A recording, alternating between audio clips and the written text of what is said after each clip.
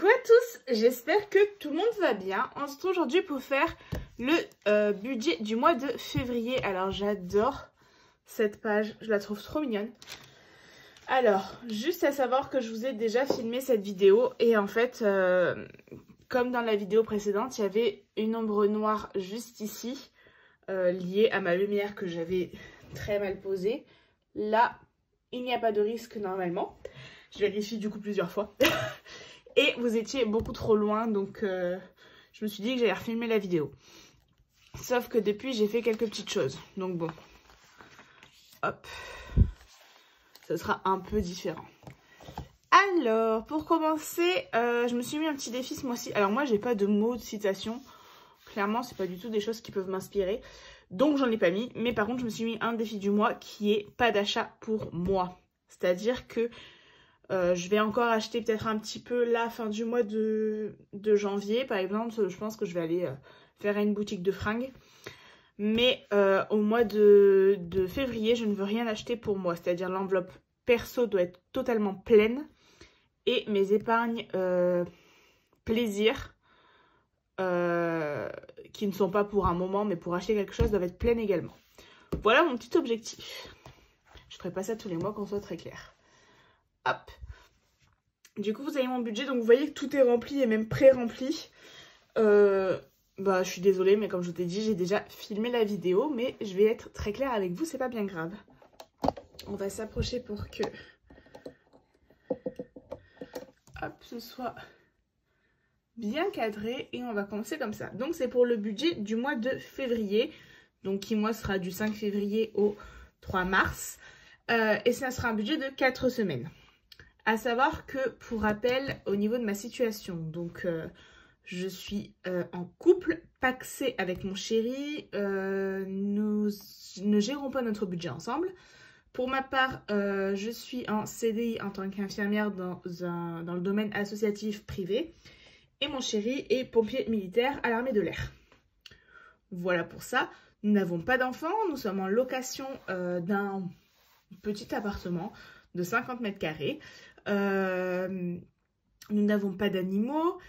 Il me semble que j'ai un peu tout dit. Je suis désolée si je fais pas mal de E. Donc voilà. Pour ma part, j'ai également une voiture en location longue durée qui est une Fiat 500 électrique, donc une voiture électrique, pour laquelle je paye tous les mois, vu que c'est une location longue durée. Voilà pour ça. Donc on va commencer tout doucement déjà par mon salaire. Alors, il y a marqué salaire et prime parce que ce n'était pas forcément prévu que j'ai une grosse prime ce mois-ci. Je devais avoir une prime d'assiduité, ils appellent ça. C'est-à-dire une prime, on va dire à peu près d'une centaine d'euros. Je ne sais pas exactement combien c'est. Pour le fait que je n'ai pas eu d'arrêt maladie pendant un an. Voilà, sur l'année 2023, vu que je n'ai jamais été en arrêt maladie.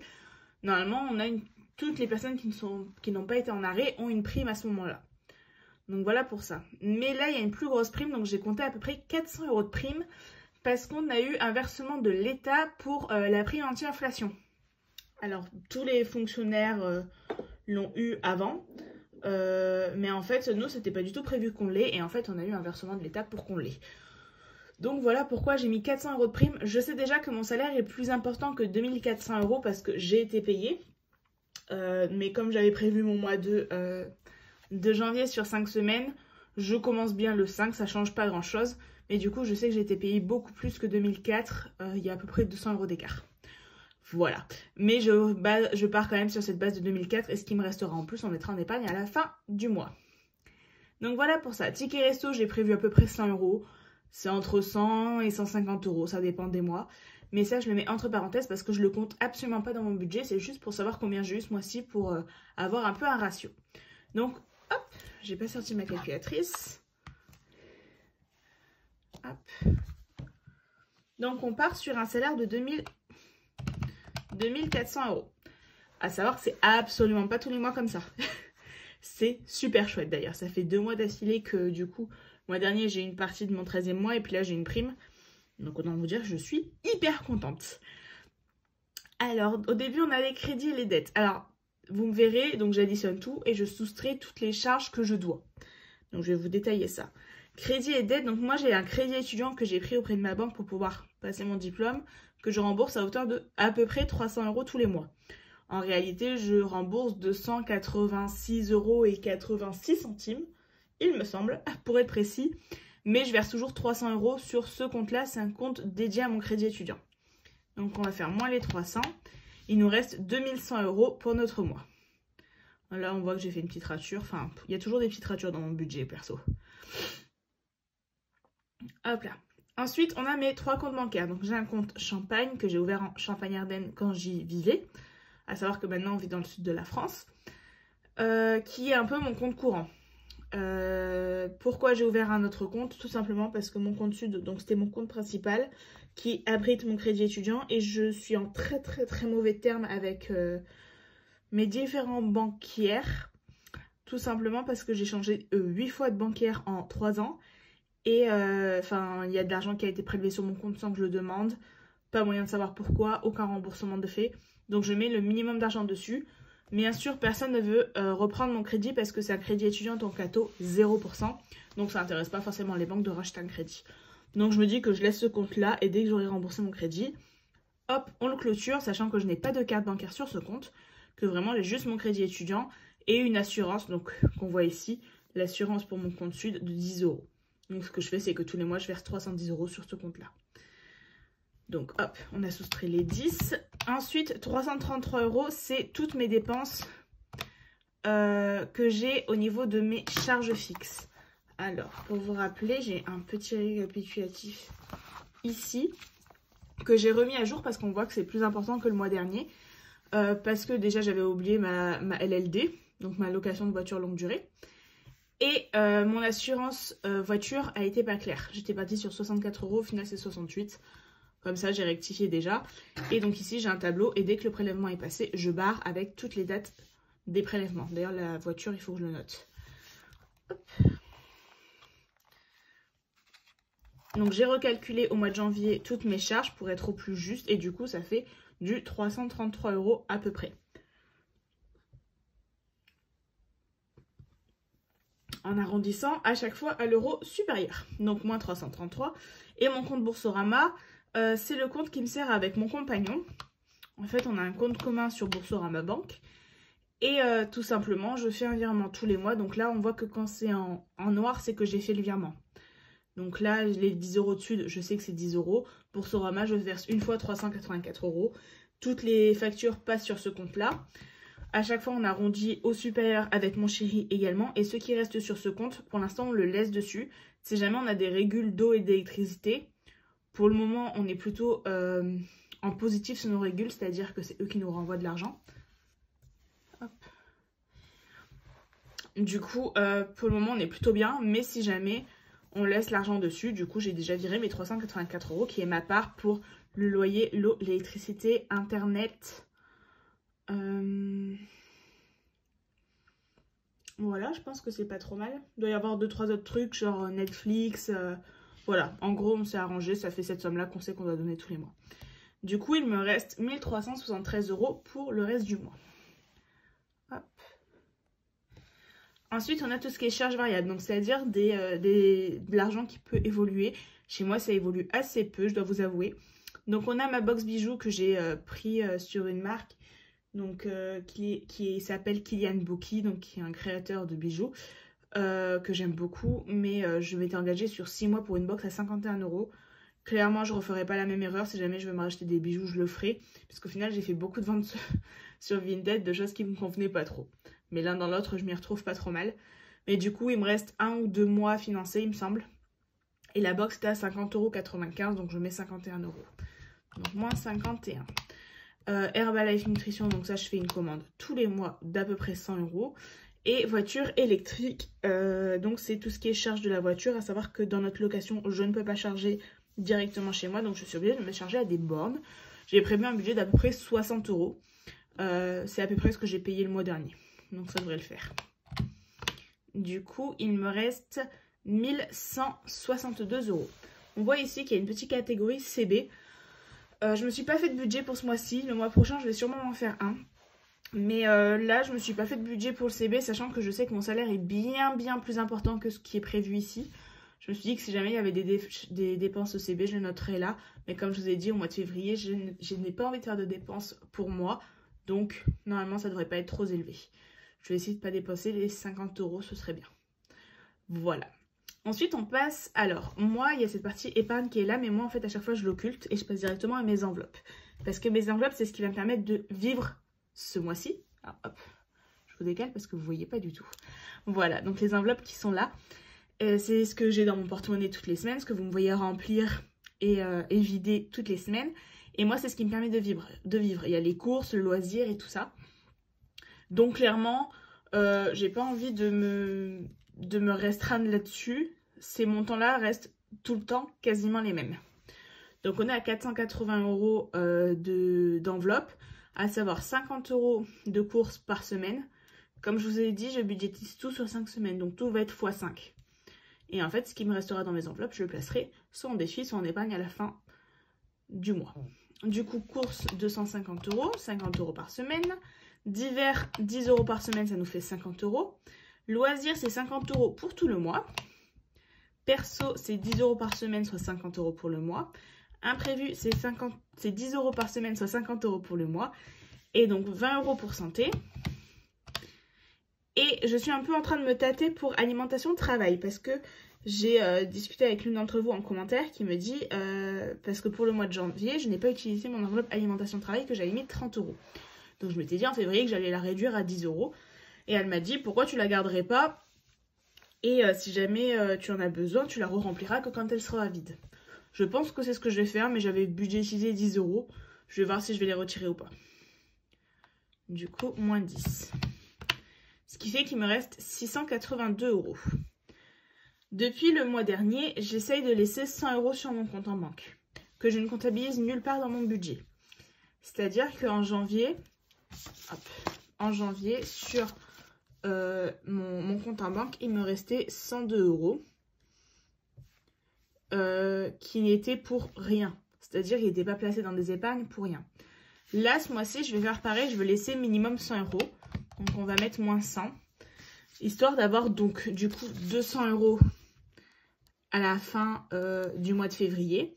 Et j'aimerais monter comme ça jusqu'à 500 € pour si jamais j'ai un gros coup dur, j'ai pas besoin d'aller dans fonds d'urgence ou quoi que ce soit. Et dès que j'aurai 500 €, soit je les placerai dans mon fonds d'urgence. Je pense que c'est sûrement ce qui va arriver. Et je continuerai de faire ça en fait. C'est-à-dire, avec les salaires que j'ai actuellement, c'est largement faisable. Mais peut-être que ce sera un petit peu moins faisable les prochaines fois, on verra bien. Mais si c'est pas 100 €, ce sera 50 €. Mais histoire d'avoir un matelas sur mon compte en banque, que si jamais j'ai à sortir ma carte, il n'y a pas de souci, sans avoir à toucher à mes épargnes qui sont comptabilisées. Je ne sais pas si je suis très claire, mais je me suis dit que ça pouvait être vachement sympa pour... on ne sait jamais, hein, le lave-linge qui crache. Moi, j'ai beaucoup de frais quand même au niveau de la santé parce que j'ai une très mauvaise dentition sur laquelle je travaille depuis plus d'1 an et demi. Donc il me reste encore un implant à poser, donc c'est énormément d'argent, c'est minimum 1000 € de sa poche. C'est aussi pour ça que je mets beaucoup d'argent dans l'enveloppe santé. Donc voilà, j'ai envie d'avoir ce petit matelas de précaution et puis après je le placerai si jamais je m'en sers pas. Mais juste histoire d'être un peu plus tranquille sur mes comptes et pas avoir peur d'être à zéro ou tiens, il y a un prélèvement qui est passé que j'avais prévu le mois prochain, du coup je suis un petit peu à découvert. Non. J'essaye comme ça depuis janvier, pour l'instant ça va. Je viens de finir janvier, mais du coup on verra bien. Du coup ce qui fait qu'il me reste 582 € à répartir dans mes différentes épargnes. Alors là elles y sont presque toutes, je me suis rendu compte que j'ai oublié l'enveloppe Noël. Tant pis, il n'y aura pas d'enveloppe, il n'y aura pas d'argent pour Noël ce mois-ci. Au pire je rajouterai avec l'argent qui me restera de mon salaire. Du coup, j'ai décidé de mettre 20 € pour la maison et quand vous voyez à côté que c'est écrit en noir, c'est que j'ai déjà fait le virement. Parce que pour rappel, toutes mes enveloppes épargne sont en virtuel, donc une grande partie est sur Lydia. Je suis hyper contente du service. Donc là, je vous insérerai une capture d'écran. Maintenant que j'y arrive bien du coup l'avancée de mes épargnes sur Lydia.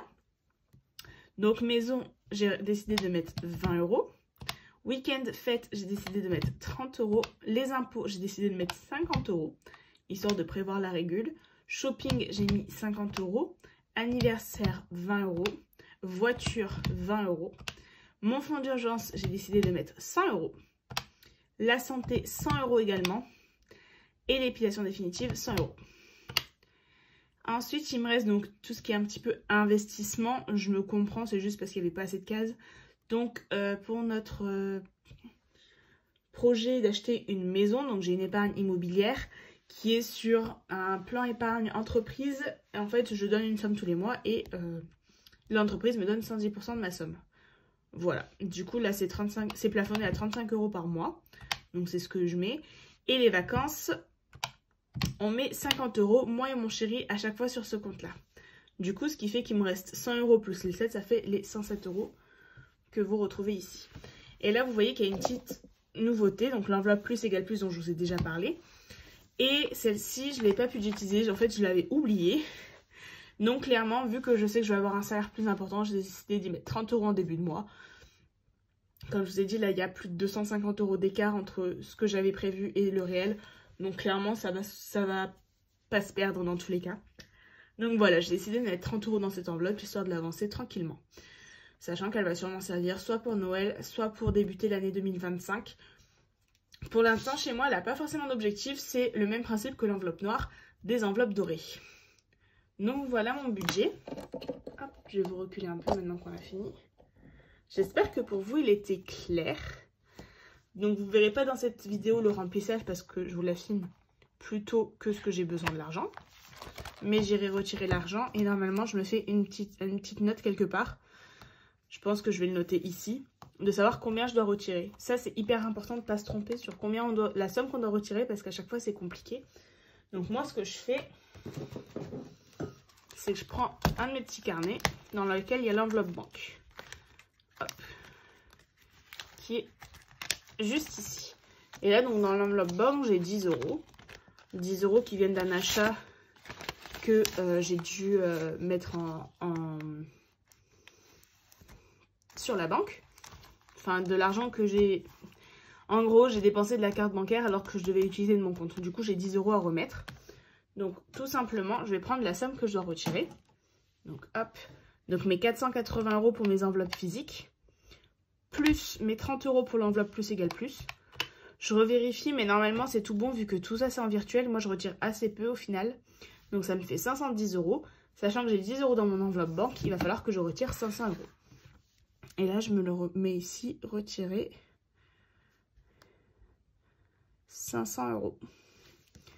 Ce qui fait que j'oublie pas, parce que là 500 € c'est un chiffre très clair. Mais parfois, surtout quand j'avais mes épargnes, là, j'aurais dû retirer beaucoup plus. Et parfois, on peut se tromper. Voilà pour ça. Et je me suis dit que j'allais vous faire un point du coup sur mes épargnes. Hop. Qui sont juste là. Donc là, on a mon plan prévisionnel. Je vous le détaille pas trop parce que je pense qu'il va pas être... Il va pas être stable. Voilà. Donc c'est pour ça que je vous le montre pas trop. Mais hop, on va aller ici. Je vais vous rezoomer du coup. Donc, on a l'épargne anniversaire, où j'ai donc décidé de mettre 20 €, ce qui fait que je suis à 129 € dans cette enveloppe. Noël, que j'ai oublié, donc je suis toujours à 40 €. Hop. La voiture, où j'ai décidé de mettre 20 €, donc je suis à 140. J'avais un objectif de 200. Donc franchement, super. Au pire, j'essaierai de l'augmenter et ça me fera aussi mon apport pour soit ma prochaine LLD, soit ma prochaine voiture. Week-end de fête, j'ai mis 30 €, donc on est à 100 €. Donc ça, c'est pour si jamais on veut faire des événements le week-end, par exemple, faire un bowling, c'est plus cher que ce que je peux avoir dans mon enveloppe du mois. Ou par exemple, si jamais il faut partir, là par exemple, je sais que je vais avoir une communion, un anniversaire de mariage. Si j'ai besoin d'argent, je vais me servir de cette enveloppe. C'est pour ça que je la fais grimper, parce que je sais que je vais avoir des événements de milieu d'année. Ensuite, on a une enveloppe shopping donc, qui avait bien diminué, mais du coup j'ai racheté 50 €, ce qui fait qu'on est à 81,52 €. Épilation définitive plus 100 €, on est à 250 €. Hop. La maison plus 20 €, on est à 90 €. Les impôts plus 50 €, donc on est à 70 €. Alors, j'ai pas fait cette partie-là, donc je vais la faire avec vous. Donc, qui est mon fonds de secours, donc fonds d'urgence, pour moi c'est un peu pareil. Donc, on va marquer au 1. Ah bah si, je l'ai mis, mais j'ai pas colorié, je pense. Au 1,02, on est à 850 € avec les 100 € qu'on a rajoutés. Donc 100, 200, 300, 400, 500, 600, 700, 750. Hop. On va pouvoir colorier 2 étoiles. « 800, 850. Voilà pour mon plan de secours. Donc là, on a ces pages-là dont je ne me sers pas. Ensuite, on a l'épargne santé. L'épargne santé, donc en 0102. Donc au 1er février, je serai à 350 €. Donc je vais tout simplement fluoter tout ce que je vais avoir. Donc hop. Donc, ouh, j'ai dépassé. Donc 100 € supplémentaires. Et moi, ça me soulage parce que je me dis que si jamais donc j'ai un implant à payer. Pour l'instant, j'ai fait les radios de contrôle. Après, du coup, extraction dentaire. Donc, il faut 6 mois pour voir si, la mâchoire est prête à accueillir une couronne. J'ai fait ma radio, j'attends toujours l'appel de mon dentiste. J'en ai marre de les relancer, ça fait déjà 3 fois que je les relance. Pourtant, d'habitude, ils sont géniaux, mais là, pourris. Et du coup, 0102, 350 € pour un objectif de 1100. Hop, les vacances, du coup, avec mon chéri, on a mis chacun 100 €. Donc, on est à 1100 €. Donc, en fait, là, j'avais un peu trop colorié. Je suis désolée, vous voyez pas, j'avais un peu trop colorié. C'est pas grave. Donc, on est à 1100 € pour les vacances, vu qu'on met 100 € à chaque fois. Et voilà, mon budget est fini pour le mois de février. J'espère que j'aurai été super claire. Si vous avez des questions, n'hésitez pas en commentaire. Et on se retrouve très vite pour bientôt le bilan du mois de janvier. Hein. J'ai trop hâte. Sur ce, je vous dis ciao, à la prochaine.